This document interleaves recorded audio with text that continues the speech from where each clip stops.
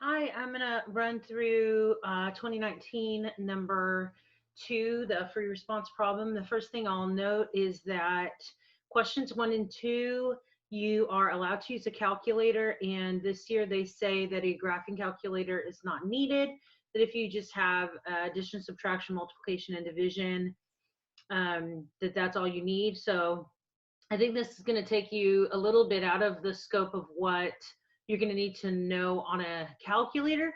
But anyway, let's run through it. So the you have a table of values. This is the first set of questions that I believe that we went through in class. And given a table of values, you're assuming they're discrete points up until they tell you that in the instructions that this is a differentiable function. Once they say that word, it's both differentiable and continuous. So they're no longer discrete points. This is a function. They're all connected. And so step one, right? That's how those two words are important when you are given a table of values.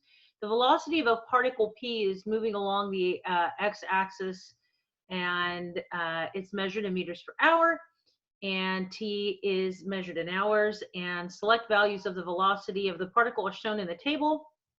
And they also tell you one position at time t is 0. The first question is asking you to justify why there must be at least one time in the time interval from 0.3 to 2.8. So they're talking about this interval of time right here in the table. And then they ask at which v sub p prime. And so be very careful and pay attention that you are not given v sub p prime. You are given v sub p. This is velocity. And once they put that symbol right there, it's acceleration. They told you that as I keep reading. And so they want to know why there must be at least one time in the time interval for which the derivative of the function that's being displayed in the table must actually equal 0. So anytime you're being asked to justify certain things, the three big theorems that we should know the conditions for are the value theorems. And I write if and then because you can only use these theorems if the conditions are met.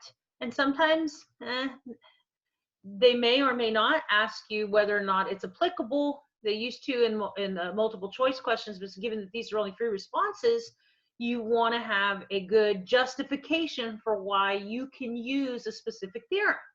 So the intermediate and the extreme values do not have to do with derivatives. They're just values of functions.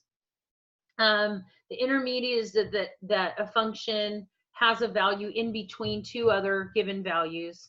And then the extreme value theorem guarantees that you're going to have a max or a min in a closed interval. So in order to use these two theorems, you would need a closed continuous interval. Now, I said it doesn't have to do with derivatives, but you know that there are all these theorems that have to do with where the extreme values of a function occur. But anyway, that's not what they're asking here. They're not asking you to find the max or the min in an interval. The mean value theorem directly relates to derivatives in the sense that it guarantees that a derivative will take on a specific value. And in order to use the mean value theorem, you have to have both a closed continuous interval, and it must be differentiable on the open interval. And so since they give you that single word right there, you can now use the mean value theorem, which says that on a closed interval, if you find the average rate of change, then the derivative must equal that value at some point. And so if you take a quick note, so the derivative average value of a function is basically like the slope, right? So y2 minus y1, if you look at the output values for those input values, the 0.3 and the 2.8, the velocity of the function is 55 in both cases. And so if I was only looking at the velocity, you'd say there was no change in velocity if I was only looking at those two. So if I'm considering the average change in velocity, the average acceleration on that time interval, it comes out to be 0. And so the mean value theorem will guarantee that the average change, the average rate of change must equal the derivative at some point within that interval.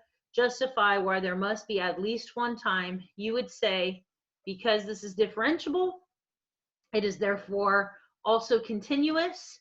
And so it's continuous on a closed interval, differentiable on the open interval. The mean value theorem guarantees. I'll start writing it out. So for part A, since V sub P is differentiable, it must also be continuous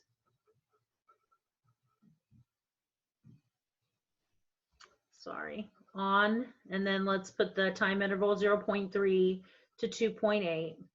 So it's differentiable on that interval. It must also be continuous on the closed interval, 0.3 to 2.8. Therefore, the mean value theorem applies, and since, and then you show like the slope here, and so you're getting 55, subtract 55, 55 minus 55 all over the change in x, which is the change in time, 2.8 minus 3.3, and then that'll give you a 0 in the numerator and then 2.5 in the denominator, so that whole thing equals 0. So therefore the mean value theorem applies, and since this is equal to 0, then MVT guarantees that V sub P prime of T or A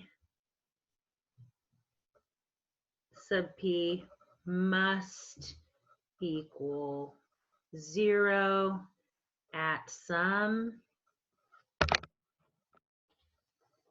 time T in 0.3 is less than T is less than 2.8. So there's your part A. Let's move on to part B. The trapezoidal sum is the area of a trapezoid. And if we are being asked to do 3 separate intervals, that'll be 3 separate trapezoids. If the width of the subintervals are equal, then I can use the same height for all my trapezoids, but they're not equal. 0 to 0.3, that distance is 0.3. From here to here, it's 1.4. And so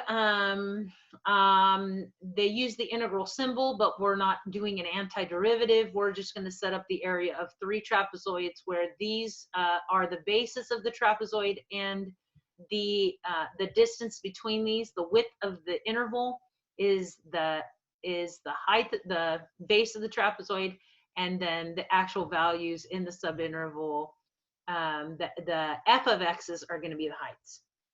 So if I was setting up part B, again, I need 3 trapezoids. And so I'm going to do 1/2, B1 plus B2 times H. And I'm going to do this 3 times. And so 1/2 is always part of the formula. Base 1 and base 2 are the f of x values for 0 and 0.3. So these two are the heights, 0 and 55. And then the height is the change in the x value, so that's 0.3. Plus the next trapezoid is this interval here. And so the heights are going to be the 55 and the negative 29. And then if I subtract these two, it's going to give me the base. And then finally, my last trapezoid is going to be the heights associated, or the output values, the f of x's for these two. So you see the negative 25 again. And then if you were to subtract these two, you'll get 1.1. Again, this is a calculator allowed problem. And so at that point, I would just get out my calculator and then type it all in. I do have the guidelines here to show you.